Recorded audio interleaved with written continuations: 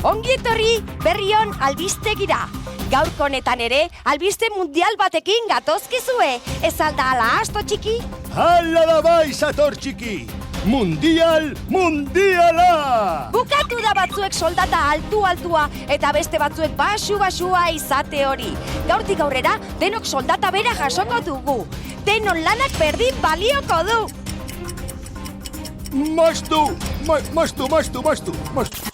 Asto txiki, zer zabiltza?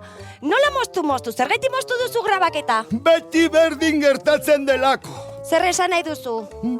Askotan ez ditudala ematen ditugun berri honak ulertzen, antzerkia egin behar izaten dudala, zer esaten ari naizen dakidanaren itxurak egiten, eta naskatuta nago. Lasai, asto txiki, ez jarri horrela. Begira, gauza bat egingo dugu. Albistegi hasi aurretik, irakurri emateragoa zen berri ona, eta zerbait ulertzen ez baduzu galdetu niri eta azalduko dizut, ados? Ia, zer da gaurko berri honetik ulertu ez duzuna? Soldata!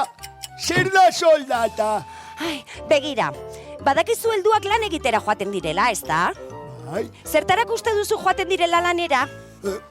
Ongi pasatzera, eta gauzak ikastera.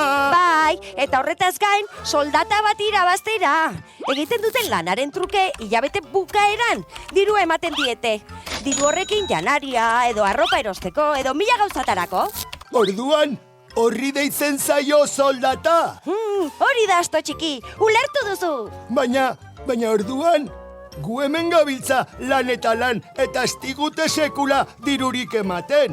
Ez da justua. Gure lana ez da diru truk.